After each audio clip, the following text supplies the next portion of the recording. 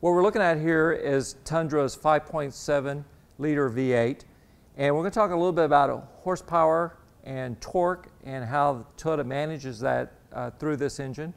Really the basic way to maximize horsepower and torque or get more power out of it is to manage fuel and air.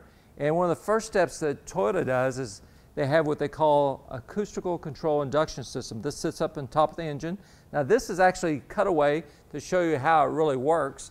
And so we can bring it up here, and you can see you have a series of butterflies here.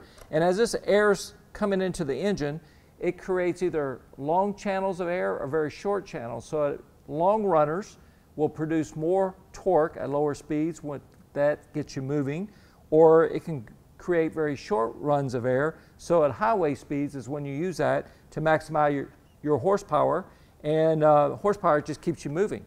Now as that air goes through there, that air comes through our 4 valves per piston chamber, and our trucks have dual VVTI, that's dual variable valve timing, with dual cams.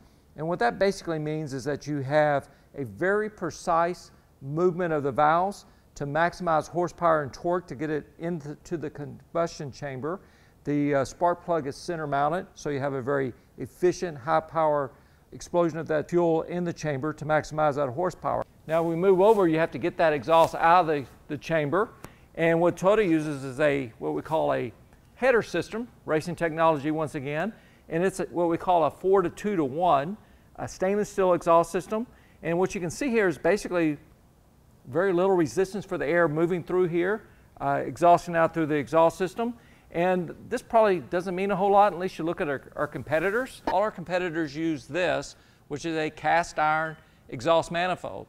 So you have these 4 chambers of air coming in, all exhausting out of this much smaller hole here. That creates back pressure. These are very durable, can take a lot of heat, last a long time. So more horsepower, more torque, more efficiency, better fuel economy.